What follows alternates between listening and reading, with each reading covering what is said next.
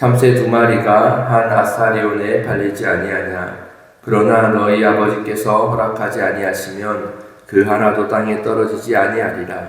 너희에게는 머리털까지 다 세신 바 되시나니 두려워하지 말라. 너희는 많은 참새보다 귀하니라. 아멘. 오늘은 하나님의 섭리에 대해서 한번 나누고자 합니다. 우리가 지난 시간까지 9장 구문 신문에서는 하나님의 창조에 대해서 나누었고, 지금 11문에서는 하나님의 섭리에 대해서 나누려고 합니다. 우리 11문 먼저 한번 읽어보겠습니다. 제가 문제를 읽으면 답은 함께 읽겠습니다. 섭리의 일은 무엇입니까? 섭리의 일은 하나님이 다시 하겠습니다. 답. 섭리의 일은 하나님이 자신의 모든 피조물과 그것들의 모든 행위를 지극히 거룩하고 지혜로우시며 능력있게 보존하시고 다스리시는 것입니다. 이 섭리는 하나님께서 창조하신 그 만물들을 그냥 존재하도록 두시는 것이 아니라 그분의 뜻과 그분의 목적에 따라 보존하시고 통치하시고 또 인도하시는 행위를 말합니다. 이 섭리는 크게 3가지 측면으로 나누어 생각할 수 있습니다. 첫째는 보존입니다. 보존. 이것은 우주적 측면이라 할 수 있습니다. 하나님께서는 모든 피조물들을 창조하시고 그 생명과 질서를 유지하십니다. 때에 따라서 해와 비를 내리시고 또 하나님께서 보존하시기 위한 자연 법칙에 따라 생명의 질서들이 그대로 유지됩니다. 아주 정확한 지구의 자전과 우주의 원리들, 이런 것들에 따라서 하나님이 창조하신 대로 보존하게 하시는 분이 하나님이시다라는 겁니다. 이는 우리가 잘 느끼지는 못하지만 하나님의 철저한 섭리의 일입니다. 또 2번째 측면은, 섭리의 측면은 인류적인 측면으로 사람들은 인정하지 않더라도 고대 사람들은 하나님을 인정하더라도 하나님이 저기 멀리 있는 분이다라고 생각을 했습니다.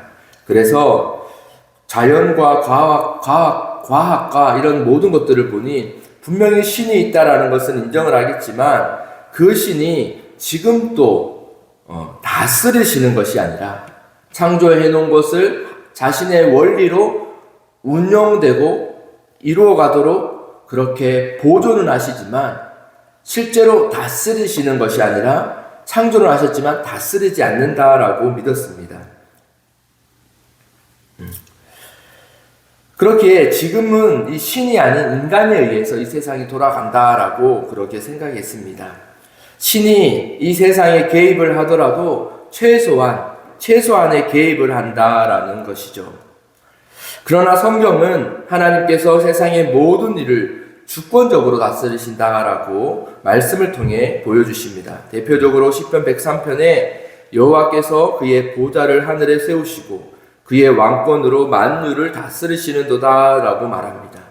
소극적으로 최소한으로 다스림이 아니라 하나님께서는 적극적이고 주권적으로 지금 이 세상 모든 것들을 다스리고 계신다라고 말씀하고 있는 것이죠.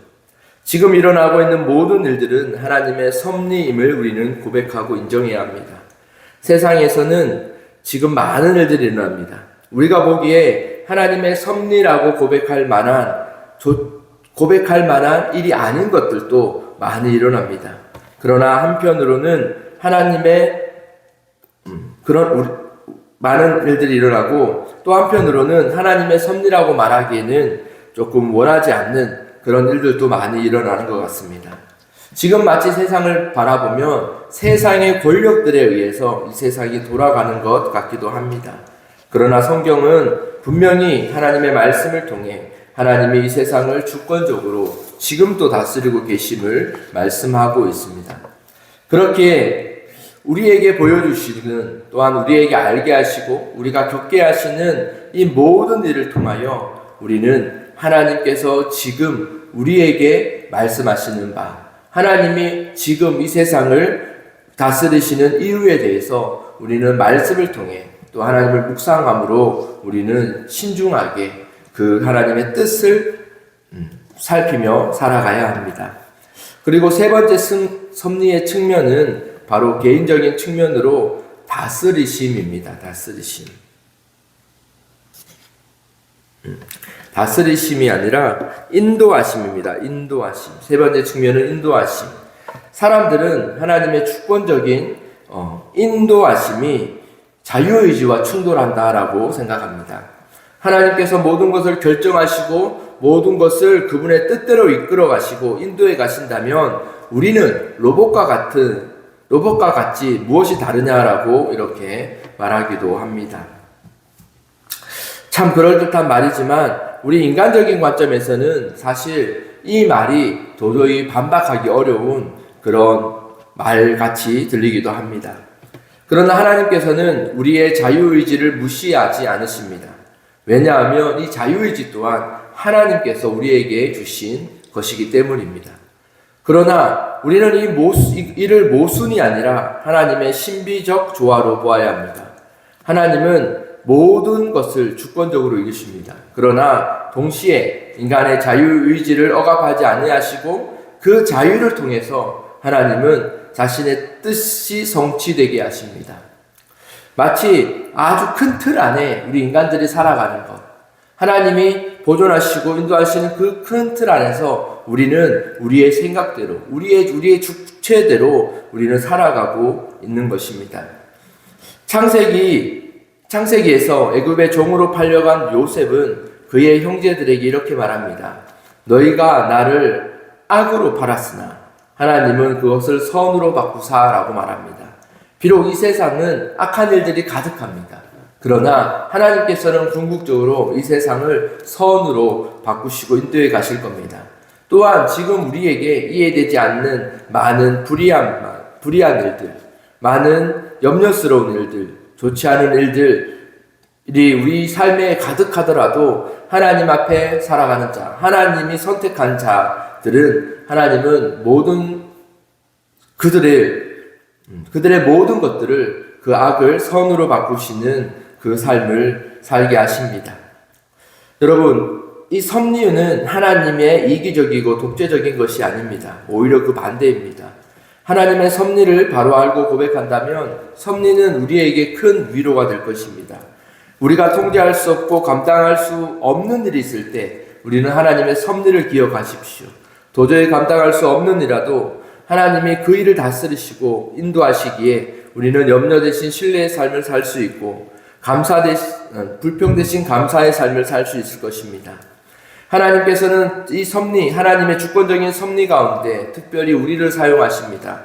이것은 우리의 기도와 우리가 하나님을 사랑하는 그 마음들을 통하여 하나님은 이 섭리들, 이 세상의 선한 섭리들을 이루어 가십니다.